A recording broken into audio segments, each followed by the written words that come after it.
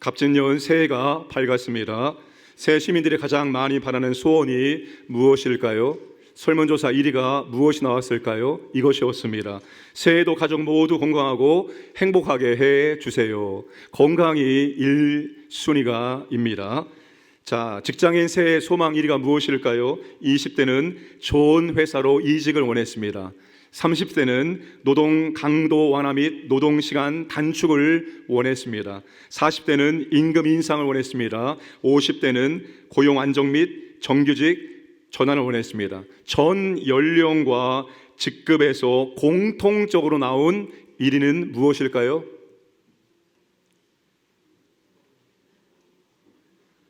연봉 오르게 해주세요. 연봉이 오르기를 주님의 이름으로 축복합니다. 올해 성도님들의 소원이 무엇입니까? 그 소원을 생각할 때마다 내 가슴이 뜨거워지는 그런 소원이 무엇입니까? 그래서 하나님께 아뢰고 또 아뢰는 그런 소원이 무엇입니까? 2024년 가족 기도 신청서 2번이 하나님께 바라는 간구 한 가지입니다. 하나님께 구하고 싶은 자신의 소원 한 가지입니다. 헤르만 헤세의 작품 중에 한 가지 소원이라는 글이 있습니다. 한 아이가 태어났을 때 어떤 노인이 나타나서 아기 엄마에게 아기를 위한 소원을 물었습니다. 아기의 엄마는 아기가 자라면서 세상 모든 사람들에게 사랑받는 사람이 되게 해달라고 소원을 아뢰습니다. 아이는 자라면서 정말로 많은 사람들의 사랑을 온몸으로 받았습니다. 그러나 이 아이는 사랑을 받을 줄만 알았지 사랑을 다른 사람들에게 줄 줄은 모르고 교만한 사람이 되었습니다. 어느 날 우연히 그 노인을 또다시 만났습니다. 그때 어머니가 이렇게 말합니다. 간곡히 소원을 말했습니다. 제게 한 가지 소원이 있습니다. 제발 부탁합니다. 제 아이가 사랑만 받기보다는 사랑을 줄 아는 사람으로 살게 해 주십시오 라고 소원을 아뢰었다고 합니다. 우리 개인의 소원이 나만의 소원이 아니라 모든 사람에게 유익이 되는 소원이 되기를 주님의 이름으로 축복합니다. 시편 103편 5절에 좋은 것으로 내 소원을 만족하게 하사 내 청춘을 독수리같이 새롭게 하시는도다. 하나님께서 올해 여러분들의 모든 소원들을 만족하게 이루어 주시기를 축복합니다. 그리고 올 한 해 더욱더 젊어진 은혜가 있기를 주님의 이름으로 축복합니다. 오늘 시편의 주인공 다윗에게도 한 가지 소원이 있었습니다. 우리 4절 말씀을 다시 한번 읽겠습니다. 내가 여호와께 바라는 한 가지 일 그것을 구하리니 곧 내가 내 평생에 여호와의 집에 살면서 여호와의 아름다움을 바라보며 그의 성전에서 사모하는 그것이라. 세 번역은 조금 더 우리 마음에 실감나게 이렇게 번역을 하고 있습니다. 주님, 나에게 단 하나의 소원이 있습니다. 나는 오직 그 하나만 구하겠습니다. 그것은 한평생 주님의 집에 살면서 주님의 자비로운 모습을 보는 것과 성전에서 주님과 의논하면서 살아가는 것입니다. 다윗은 단 하나의 소원이 있었고 오직 그 하나만 구하겠다라고 기도하고 있습니다. 오늘 4절의 원문을 보시면 첫 번째 나오는 단어는 한 가지입니다. 하나입니다. 다윗은 오직 한 가지 소원이 있었습니다. 평생 여호와의 집에 살면서 여호와의 아름다움을 보고 하나님의 성전에서 사모하는 것이었습니다. 다윗의 오직 한 가지 소원은 다시 말하면 예배였던 것입니다. 평생토록 성전에 살면서 예배 드리면서 하나님의 아름다움을 바라보고 하나님을 사모하는 것이었습니다. 그게 다윗의 오로지 한 가지 소원이었습니다. 시편 27편의 배경을 생각하면 다윗의 소원은 예배가 아니라 다른 것이 되어야 마땅합니다. 27편은 탄식시로 분류되어집니다. 시편 150편을 학자들은 어떤 시는 감사시로, 어떤 시는 찬양시로, 어떤 시는 탄원시로, 어떤 시는 탄식시로 분류하는데 27편은 탄식시에 해당되어집니다. 위기와 위험 속에서 하나님께 부르짖어 기도하는 것입니다. 주석가 중에는 27편의 배경을 다윗의 아들 압살롬의 반역으로 보기도 합니다. 압살롬의 반역에 대해서 사무엘하 15장 이하에서 자세하게 소개합니다. 압살롬이 무려 4년 동안 아주 치밀하게 반역을 준비하였습니다. 전령이 다윗에게 전합니다. 이스라엘 백성의 마음이 모두 압살롬에게로 기울어졌습니다. 다윗이 전령의 보고를 듣자마자 했던 말은 우리 빨리 도망가자였습니다. 사무엘하 15장 14절입니다. 다윗이 예루살렘에 함께 있는 그의 모든 신하들에게 이르되 일어나 도망하자. 그렇지 아니하면 우리 중 한 사람도 압살롬에게서 피하지 못하리라. 빨리 가자. 두렵건대 그가 우리를 급히 따라와 우리를 해하고 칼날로 성읍을 칠까 하노라. 다윗은 한순간에 아들 압살롬의 반역으로 왕권을 빼앗기고 예루살렘 왕궁으로부터 쫓겨난 상태가 되었습니다. 지금 다윗은 위험과 위기 가운데 있습니다. 1절 보시면 내가 누구를 두려워하리요 내가 누구를 무서워하리요. 다윗의 상황이 두려움과 무서움의 상황이라는 것입니다. 5절 여호와께서 환난 날에 6절에 이제 내 머리가 나를 둘러싼 내 원수 위에 들리리니. 27편은 다윗이 위험한 상황, 위기의 상황에서 하나님께 기도한 것입니다. 이런 상황에서 다윗의 오직 한 가지 소원은 성전에서의 예배였습니다. 예배에 대한 다윗의 소원은 현실의 어려움에서 벗어나기 위해서 갑작스럽게 생긴 소원이 아닙니다. 예배에 대한 다윗의 소원은 한순간의 소원이 아니라 오래전부터 다윗이 마음에 품고 있었고 다윗이 하나님께 기도하고 있었던 바로 그것이었습니다. 4절에 바라는이라는 동사는 간청하다라는 동사입니다. 현재 완료형입니다. 구하리니 동사는 요청한다, 원한다라는 뜻입니다. 미완료형입니다.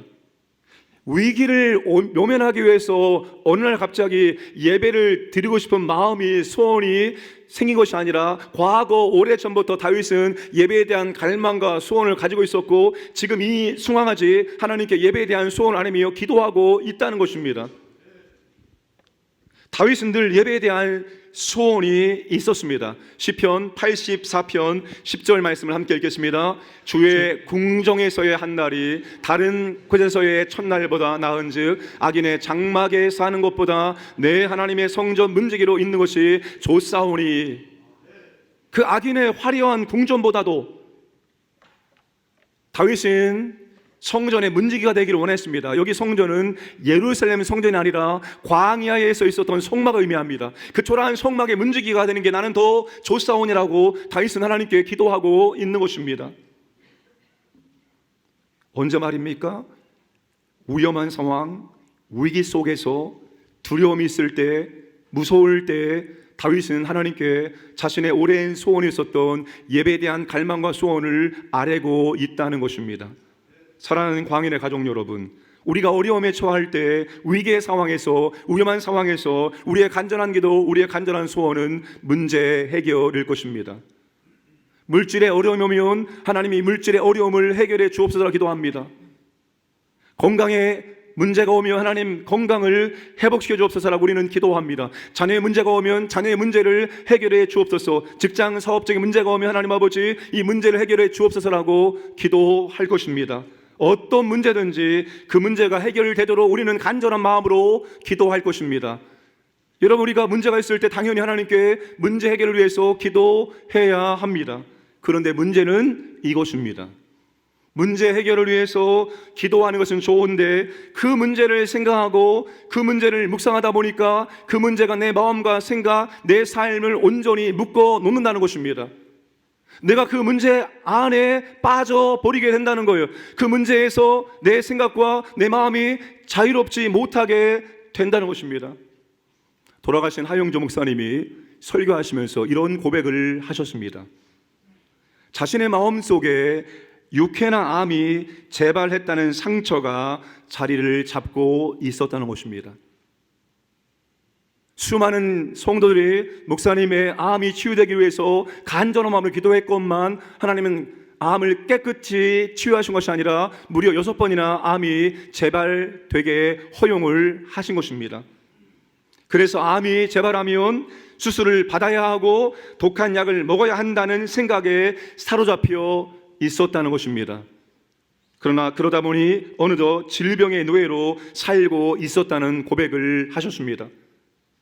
주님이 십자가에서 우리의 죄와 우리의 질병의 값을 다 지불해 놓으시고 주님이 이 땅에 오셔서 질병을 치유하시는 놀라운 능력의 역사를 감당했습니다.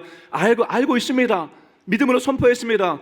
그럼에도 불구하고 질병이 떠나지 않자 그 질병에 내 마음이 사로잡히게 되었다는 고백을 하신 것입니다.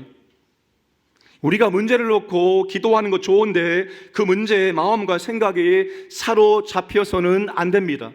그 문제에 우리의 삶이 사로잡혀서는 안 된다는 것입니다. 다윗은 위험한 상황, 위기의 상황이 그 문제가 예배를 방해하지 않았습니다. 하나님과의 관계를 방해하지 않았습니다. 오히려 그 문제가 더 성전을 바라보게 만들었습니다. 예배에 대한 소원이 있었는데 그 문제 때문에, 그 위험 때문에 그 소원이 더욱더 간절해지고 더 성전을 바라보고 하나님을 바라보고 예배에 대한 열망이 더 샘솟게 되었다는 사실입니다. 사랑하는 광인의 가족 여러분, 우리는 문제와 함께 사는 것입니다. 문제는 평생토록 우리를 떠나가지 않습니다. 항상 문제는 내 좌우에, 내 앞뒤에 나와 함께 할 것입니다. 위기는 우리가 인생이 끝날 때까지 항상 우리를 따라다니게 될 것입니다.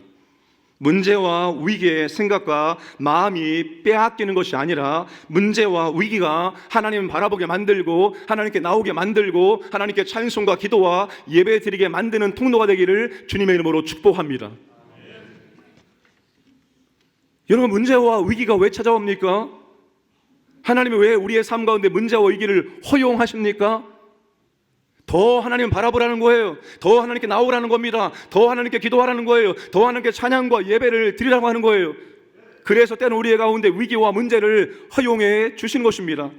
그런 문제가 생기면 여러분, 하나님께 나오셔서 더 뜨겁게 더 간절한 마음으로 하나님 바라보시며 예배 드리시기를 주님의 이름으로 축복합니다.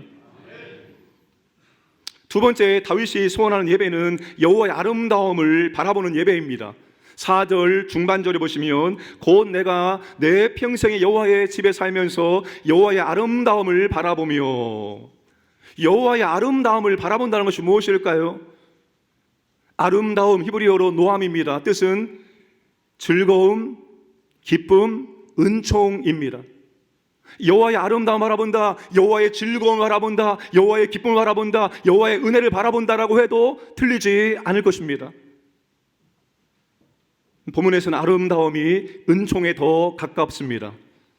바라보며 히브리어로 하자입니다. 이 단어가 아가서 6장 13절에 동일하게 사용이 되었습니다. 우리 함께 말씀을 읽겠습니다. 돌아오고 돌아오라 술람미 여자여, 돌아오고 돌아오라 우리가 너를 보게 하라. 너희가 어찌하여 마하나임에서 춤추는 것을 보는 것처럼 술람미 여자를 보려느냐. 아가서 6장 13절에서 본다는 것은 사랑하는 사람이 연인을 응시하는 특별한 방법을 묘사하는 단어입니다. 여러분, 우리가 어떤 사람을, 정말 사랑하는 사람을 간절한 마음으로 바라볼 때 뭐가 떨어진다고 하죠? 아니, 사랑하는 사람이 나를 간절히 바라볼 때 입에서 뭐가 떨어진다고요? 꿀 떨어진다고요. 여러분, 이 단어가 그런 단어와 비슷합니다. 그래서 개역 한글은 이 단어를 바라보면을 앙망하며라고 하는, 앙망하며, 여호와를 앙망하는 자는 여호와를 뚫어져라 쳐다보는 거예요. 내 시선이 다른 곳으로 하지 아니하고 오직 여호와만을 바라보고 고정되어 있는 것이 바로 여기에 나오는 바라보며입니다. 사랑하는 사람의 얼굴을 보기를 애타게 갈망하듯이 하나님을 바라보고 하나님의 은혜를 애타게 바라보고 있다는 것입니다. 예배를 통해서 하나님을 만난다는 것은 하나님의 은혜를 경험하는 것과 같습니다. 예배는 하나님을 만나는 것입니다. 예배는 하나님의 은혜를 경험하는 것입니다. 예배를 통해서 하나님을 만나고 은혜를 경험하면 모든 문제는 그렇게 큰 문제가 되지 않게 됩니다. 3절 말씀 보시면 군대가 나를 대적하여 진칠지라도 내 마음이 두렵지 아니하며 전쟁이 일어나 나를 치려할지라도 나는 여전히 태연하리로다. 수많은 군대가 나를 에워싸서 나를 죽이려고 하는 상황 속에서, 전쟁의 상황 속에서도 나는 불안해하고 떠는 것이 아니라 내 마음이 평안하다, 태연하다, 느긋하다, 이런 의미입니다. 오늘 교회와 성도는 하나님의 은혜가 없으면 문제가 없어도 문제가 되고 작은 문제도 큰 문제가 된다는 것입니다. 그런 하나님의 은혜가 있으면 큰 문제도 문제가 되지 않습니다. 그 하나님의 은혜가 있으면 우리가 얼마든지 모든 것을 넉넉하게 감당할 수 있습니다. 은혜가 없으면 힘이 듭니다. 은혜가 없으면 팍팍합니다. 모든 문제 해결은 하나님의 은혜에 달려 있습니다. 하나님의 은혜가 있으면 되는 것이고 하나님의 은혜가 임하지 않으면 아무리 해도 되지 않는 것입니다. 새해가 시작되면서 교육자들과 북시여행을 시작했습니다. 교재는 세계 부흥 운동사입니다. 이 책은 지금 은퇴하신 총신대학교 신학대학원 역사신학을 전공하신 명예교수이신 박용교 교수님이 쓰신 책입니다. 이분에게 대장암과 폐암이 동시에 찾아왔습니다. 두 개의 암이 동시에 찾아왔음에도 불구하고 병원에 다니시면서 치료받고 약을 먹으면서 계속 책을 쓰며 그리고 사역을 감당을 하셨습니다. 2007년도에 평양 대붕운동 100주년을 앞두고 국민의회 1년간 부흥의 현장을 찾아서를 연장했습니다. 본인이 그 병든 몸을 가지고 세계 곳곳에 부흥 현장을 찾아가서 듣고 느낀 것들을 그렇게 1년 동안 연재했습니다. 기자가 그분에게 물어봤습니다. 도대체 교수님, 부흥이 무엇입니까? 부흥이 무엇입니까? 라고 물었을 때 이분이 이렇게 대답을 하였습니다. 임재. 하나님의 감당할 수 없는 임재가 충만해서 우리를 지배하는 것입니다. 하나님의 압도적인 임재만이 우리를 변화시킵니다. 하나님의 압도적인 임재만이 나를 그리고 교회를 또한 이 사회를 변화시킬 수 있습니다. 하나님의 임재 의식이 없는 부흥의 외침은 헛된 구호에 불과합니다. 하나님의 임재와 은혜를 평생 잊을 수 없도록 깊이 경험하고 각인되는 것이 저는 부흥이라고 말하고 싶습니다. 우리의 일평생의 삶 가운데 우리가 얼마나 많은 예배를 드립니까? 그 수많은 예배 가운데서 잊을 수 없는 하나님과의 만남, 내 뼈에 내 살에 기록되어지는 하나님의 임재, 그게 저는 부흥이라고 생각합니다. 지금 여기에 계신 하나님의 임재를 경험하는 것이 하나님의 은혜를 경험하는 것입니다. 그때 우리는 모든 것을 감당할 수 있고 모든 위기도 얼마든지 넉넉하게 넘어갈 수 있습니다. 때로는 인생이 힘들고 고달파도 여러분 예배를 통해서 하나님의 임재와 은혜를 우리가 충만하게 경험할 수 있다면 그 인생의 고달픔을, 그 어려움을 얼마든지 우리는 찬양을 부르면서 노래 부르면서 넘어갈 수 있을 것입니다. 환경에 매이지 아니하고 문제에 함몰되지 아니하고 어려움을 이겨낼 수 있을 것입니다. 그리고 그 너머에 있는 하나님을 바라보며 즐거워하며 기뻐할 수 있을 것입니다. 사랑하는 광인의 가족 여러분, 그러므로 우리는 예배를 양보할 수 없고 예배를 포기할 수 없는 것입니다. 우리는 예배를 통해서 하나님 만나고 하나님의 은혜를 경험할 수 있기 때문입니다. 하나님의 은혜가 임하면 우리의 생각도 우리의 관점도 달라지게 되어집니다. 이제 여러분 올 한 해 동안 이곳에서 예배드리면서 하나님의 은혜를 사모하고 갈망하시길 바랍니다. 하나님 우리 가운데 임재하기를 원하십니다. 여러분 교회는 하나님이 임하시는 처소입니다. 예수님을 믿는 우리들이 모여있는 믿음의 공동체에 하나님께서 임재하기를 원하신다라고 분명하게 말씀을 해주셨사오니 여러분 하나님 원하시니 우리도 원하고 우리도 구하고 예배 때마다 하나님 임재하셔서 하나님의 은혜를 아름다움을 보게 하여 주옵소서 기도하시기를 바랍니다. 하나님의 아름다움을 보면 입이 닫힙니다. 사도 요한이 계시록에서 천상의 예배를 살짝 보게 되어집니다. 하나님을 주님을 보입니다. 죽은 자와 같이 엎드려집니다. 그 천상의 예배 보호자에 계신 주님 볼 때 아무 말을 할 수가 없었습니다. 여러분 우리가 전 세계에 돌아다니면 아름다운 곳이 있습니다. 근데 여러분 아름다운 곳을 보면은 딱 보는 순간 어떻게 되죠? 와, 더 이상 설명이 필요 없어요. 와라는 이 단어 안에 그 아름다움이 다 들어가 있습니다. 여러분 세상에 하나님의 창조물의 아름다움을 봐도 와, 더 이상의 설명이 할 수가 없어요. 그런데 여러분 그 존귀하신 하나님을 예배 때마다 우리가 영으로 바라본다면 아름다움을 느낀다면 경험한다면 여러분 정말 우리는 행복할 것입니다. 기쁠 것입니다. 우리의 감사가 충만하게 될 것입니다. 예배를 통해서 그 여호와의 아름다움을, 그 임재와 은혜를 더 풍성히 누리시기를 주님의 이름으로 축복합니다.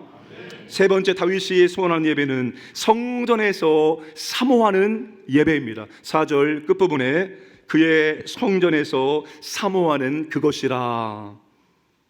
다윗은 성전에서 사모하는 예배를 원했습니다. 사모하는 히브리어로 바카르입니다. 뜻은 찾다, 구하다, 조사하다입니다. 우리 한글로 번역된 성경은 채 10권이 되지 않습니다. 제가 간혹 메시지나 새번역을 인용을 많이 하고 있는데 한글 번역 성경은 채 10권이 되지 않는데 영어 번역 성경은 30 버전이 30종류가 됩니다. 그런데 이 단어를 그 영어 성경에서 4단어로 그렇게 번역을 했습니다. 어떤 성경은 meditate, 묵상하다라고 번역하기도 하고, 어떤 영어 성경은 seek, 찾다라고 번역을 하기도 하고, 어떤 영어 성경은 inquire, 조사하다 번역하기도 하고, 어떤 성경은 contemplate, 깊이 생각하다라고 번역을 하기도 하였습니다. 자, 다윗이 소원하는 그 예배, 그 예배는 여러분 하나님께 집중하는 예배인데, 하나님께 집중하는 이유는 하나님의 뜻을 발견하기 위함입니다. 다윗이 예배를 통해 하나님의 뜻을 발견하기 위해서 찾고 구하고 탐구하고 생각하고 묵상을 한다는 것입니다. 그래서 하나님의 뜻을 발견하는 것입니다.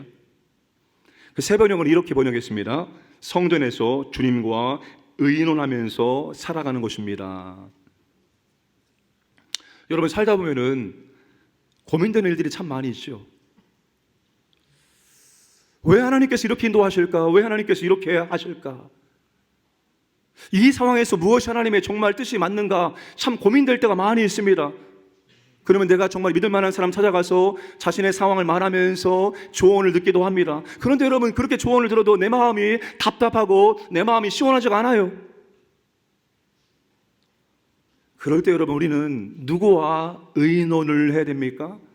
하나님과 의논을 해야 한다는 것입니다. 여러분 예배라는 것이 그냥 와서 수동적으로 예배를 보는 것이 아니라 우리가 적극적으로 예배를 드리면서 하나님과 교제하고 하나님과 의논을 하는 시간입니다. 하나님의 뜻을 찾는 시간입니다. 하나님, 내가 지금 삶 가운데 이러한 고민이 있는데, 이런 걱정이 염려가 있는데 내가 어떻게 하면 좋을까요? 하나님 뜻이 무엇입니까? 하나님께 물어보고 이제 하나님의 그 음성을 듣고자 하는 거예요. 하나님의 뜻을 발견하기 위해서 우리가 예배에 집중을 해야 한다는 것입니다. 그래서 여러분 예배는 시작부터 마지막 축도 때까지 예배의 모든 순간, 모든 과정을 집중을 해야 합니다. 오늘 찬양대 하나님께 올해 첫 찬양을 영광스럽게 올려줘서 감사드립니다. 저는 찬양대의 찬양을 굉장히 사모합니다. 기대합니다. 왜 그런가 하면 그 찬양대의 그 한 가사가 하나님이 저에게 말씀하실 때가 너무나 많기 때문입니다. 여러분 하나님께서는 꼭 설교를 통해서 우리에게 말씀하신 것이 아니라 찬양대의 그 찬양의 가사를 통해서도 오늘 대표기도 하시는 장로님의 기도 속에 있을 수 있습니다. 오늘 본문에 있을 수 있습니다. 오늘 찬송화를 부르면서 하나님의 뜻을 우리가 발견할 수 있습니다. 그러니까 예배 모든 순간에 집중하셔서 하나님 뜻이 무엇인가를 고민하고 생각하고 찾고 발견하려고 애를 써야 한다는 것입니다. 시편 73편의 시인이 정말로 풀리지 않는 답답함이 있었습니다.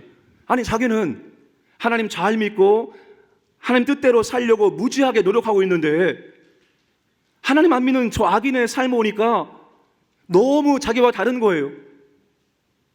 그 악인의 삶을 보니까 어떤 거 하면 죽을 때도 고통 없이 죽고 타인과 같은 고난이도 없고 재앙도 없고 소득은 마음의 소원보다 더 많이 누리고 교만하고 험한해도 항상 악인의 삶은 평안한 거예요. 그래서 자기는 정말로 하나님 뜻대로 살기 위해서 열심히 봉사하고 기도하고 예배드리고 발버둥을 쳐도 하나님께서 삶 가운데 은혜를 안 베풀고 힘들고 어려운 삶이 계속되는 거예요.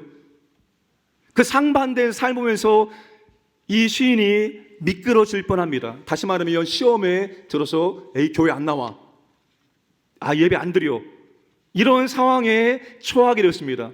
그런데 하나님께서 그를 어디에서 만나주시고 어디에서 풀리지 않은 비밀을 보여주시는가 하면 그가 성소에 들어가서 하나님께 예배드릴 때 하나님께서 악인의 삶을 그림을 한번 쫙 보여줍니다. 너 진짜 악인의 삶을 부러워하는 거야? 너 정말 악인의 삶을 시기하는 거야? 이 악인의 삶이 얼마나 비상한지 내가 보여줄게. 한번 하나님이 그림을 쫙 보여줍니다. 17절, 18절, 19절 우리 함께 읽겠습니다. 하나님의 성소에 들어갈 때에야 그들의 종말을 내가 깨달았나이다. 주께서 참으로 그들을 미끄러운 곳에 두시며 파멸에 던지시니 그들이 어찌하여 그리 갑자기 황폐되었은가 놀랄 정도로 그들은 전멸하였나이다.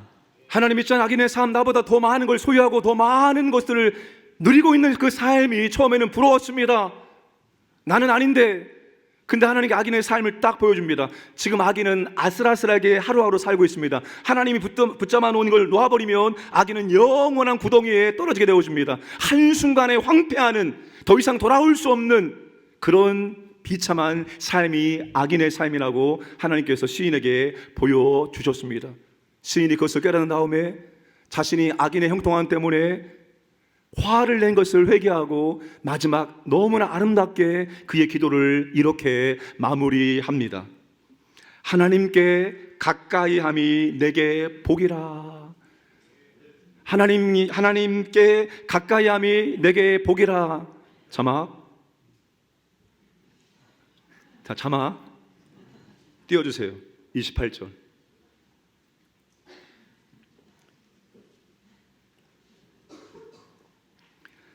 하나님께 가까이함이 내게 복이라. 이것을 성전에 들어가서 예배드리면서 비로소 깨닫게 되었다는 사실입니다. 사랑하는 여러분, 예배드리면서 하나님의 뜻이 무엇인지를 깨닫기를 주님의 이름으로 축복합니다. 나를 향한 하나님의 뜻이 무엇인지를 발견하기를 원합니다. 여러분, 살다 보면 우리의 마음과 생각, 우리의 삶에 그릇된 것들, 잘못된 것들이 채워지게 되어집니다. 사탄이 우리에게 잘못된 생각을 집어넣습니다. 그게 나의 생각인 것처럼 착각할 때가 있습니다. 그런데 예배를 통해서 말씀을 들으면서 그 생각이, 그 계획이 잘못된 계획임을 깨닫고 내려놓는 것입니다. 그리고 하나님의 뜻을, 하나님 말씀을 다시 내 생각, 내 마음에 받아들이고 채우는 것입니다. 이게 다윗이 원했던, 사모하는 예배였습니다. 여러분, 우리가 그런 예배 드리기를 주님의 이름으로 축복합니다. 제가 지난 1년 동안 주보에 시온 배열성구 묵상과 암송을 올려드렸습니다. 그 매 주일마다 한 번씩 보기는 하셨습니까? 제가 1년 동안 기다렸습니다. 1년 동안 이것이 보는데 익숙해지도록 1년을 기다렸습니다. 다 보셨죠? 익숙해지셨죠? 그리고 이제 말씀을 일주일에 하나씩 암송을 하겠습니다. 영상을 보시면서 개인적으로 암송하시고, 영상 보시면서 특별히 어린 자녀를 두신 분들은 영상 보시면서 그냥 예배 드리면 돼요. 꼭 예배를 사도신경, 찬송가, 본문 읽고 그렇게 하지 않아도 됩니다. 같이 암송을 하고 한번 물어기도 하고 마지막에 축복기도 하면 그게 가정 예배예요. 그렇게 예배로 활용하시길 바랍니다. 우리가 일주일을 살면서 정말로 때로는 죄악된 생각들, 그리고 쓸데없는 생각들, 일어나지 않은 불안, 근심, 걱정을 생각합니다. 그럴 때마다 여러분 말씀을 읽으시기 바랍니다. 역대하 7장 14절을 계속해서 읽으시면 그 말씀이 내 마음으로, 내 생각으로 들어가서 내 마음과 생각을 주장하게 될 것입니다. 예수님께서 광야에 들어가셔서 사탄에게 3가지 시험 받으실 때 주님이 사탄의 시험을 무엇으로 물리셨습니까? 기록되었을 때 주님이 구약의 말씀을 통해서 사탄의 유혹을, 시험을 이겼습니다. 무슨 말입니까? 주님도 구약 말씀을 평상시에 암송하시면서 살았다는 것입니다. 말씀을 암송하시면서 말씀이 내 안에 스며 들어와서 어떤 상황과 어떤 문제 앞에서도 말씀이 기준되어서 주님 뜻대로 선택하시고 주님 뜻대로 결정하심으로 하나님의 인도하심, 은혜를 더 풍성히 누리시기를 주님의 이름으로 축복합니다. 말씀을 마무리하겠습니다. 다윗의 이 소원의 마지막 결론이 5절과 6절입니다. 5절과 6절 말씀을 다 함께 읽겠습니다. 여호와께서 환난 날에 나를 그의 초막 속에 비밀히 지키시고 그의 장막 은밀한 곳에 나를 숨기시며 높은 바위 위에 두시리로다. 이제 내 머리가 나를 둘러싼 내 원수 위에 들리리니 내가 그의 장막에서 즐거운 제사를 드리겠고 노래하며 여호와를 찬송하리로다. 다윗의 이 기도회에서 내가 정말로 가장 안전한 곳이 어디냐, 내 마음이 정말로 평안한 곳이 어디냐? 바로 성전이고 그 성전에서 예배드릴 때 자신이 가장 안전하다라고 고백을 하고 있습니다. 왜요? 하나님이 나의 보호와 나의 안전을 제공해 주는 분이기 때문입니다. 그러면서 다윗은 마지막 그의 기도와 예배의 결론을 찬송으로 맺고 있습니다. 그가 승리했기 때문에, 그의 문제가 해결됐기 때문이 아닙니다.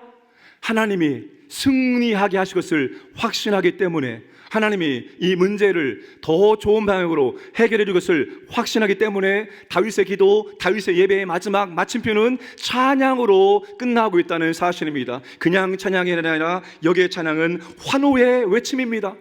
환호의 외침으로 그렇게 그의 기도와 그의 예배를 마침표를 찍고 있습니다. 사랑하는 여러분, 올 한 해 동안 여기서 예배 드릴 때 여전히 내 문제는 그대로이고 바뀐 것이 아무것도 없을지라도 하나님께서 승리하게 하실 것을 확신하고, 하나님께서 이 문제를 가장 좋은 길로 인도하신 것을 확신하고, 우리가 마지막 뜨겁게 찬양으로 마무리하시기를 주님의 이름으로 축복합니다.